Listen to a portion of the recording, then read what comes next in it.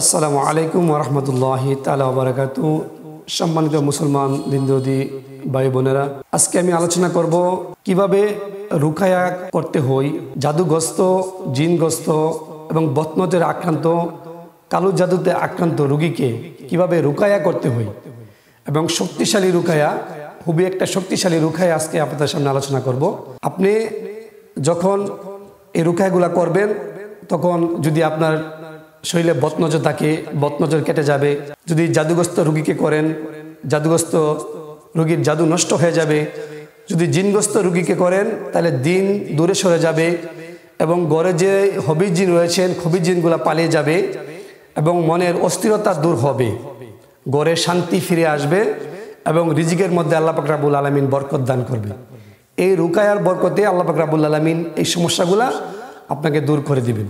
তো আমরা সাধারণত যখন কোনো রোগী জাদুগ্রস্ততে আক্রান্ত হই, জাদুতে আক্রান্ত হই, বা জিনগ্রস্ত রোগী বা বদনজরে আক্রান্ত রোগী, এরকমভাবে বিভিন্ন রুহানি যে সমস্যাগুলো রয়েছে, রোগীকে আমরা কোনো একজন জারফুক যে করে ওনার কাছে নিয়ে যাই, বা যারা রাখি রয়েছেন, মুদাব্বির রয়েছেন, রুহানি চিকিৎসক রয়েছেন, যারা তদবির করে থাকেন, তো তাদের কাছে আমরা দৌড়িয়ে নিয়ে যাই।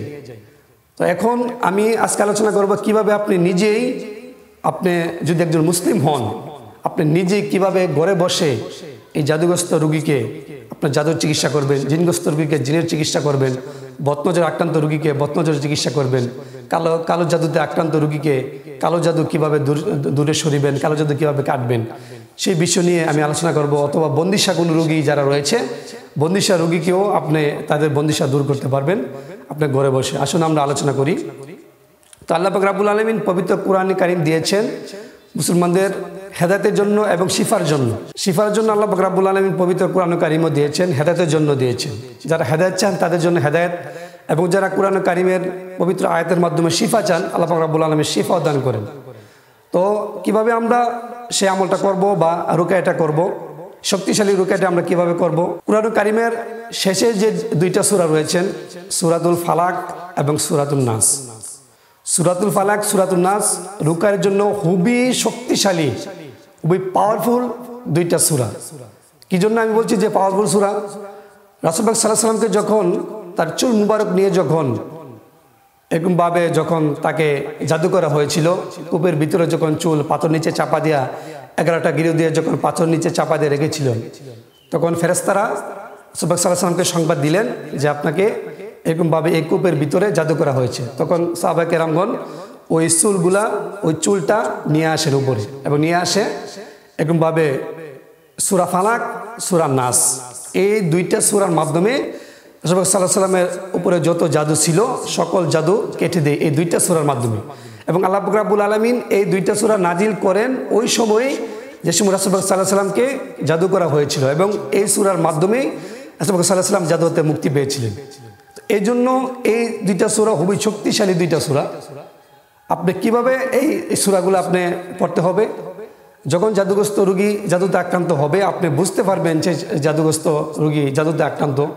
আমার পূর্বের ভিডিওতে, পূর্বের আলোচনায় আপনার জাদুর যে লক্ষণগুলো রয়েছেন, বদজিনের যে লক্ষণগুলো রয়েছেন, এবং বদনজরের যে লক্ষণগুলো রয়েছেন, কালো জাদুর যে লক্ষণগুলো রয়েছেন, সেই বিষয় নিয়ে আমি বিস্তারিত আলোচনা করেছি। আপনারা ওই ভিডিওগুলো দেখতে পারেন, ওইখান থেকে জেনে নিতে পারেন যে কি সমস্যা থাকলে সে জাদুতে আক্রান্ত, কি সমস্যা থাকলে সে জিনে আক্রান্ত, বদনজরে আক্রান্ত, এরকমভাবে আপনার বন্দিশা আক্রান্ত, সে বিষয়ে আপনারা জানতে পারবেন। তো তাকে সামনে বসাবেন, আপনি উজু করে নেবেন। উজু করার পরে সুগন্ধি মেখে আপনি 11 বার দুরূদ শরীফ আদায় করে নেবেন। যে দুরূদ শরীফ পারেন সেই দুরূদ শরীফটা আদায় করে নেবেন।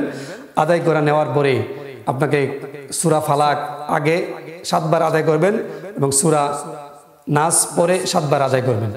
এভাবে আপনি 7 বার, 11 বার, 21 বার এবং 40 বার পর্যন্ত, যদি রোগী যদি বেশি অসুস্থ হয়ে যায়, যদি সমস্যা যদি বেশি হয়, তাহলে 40 বার আপনি পড়বেন।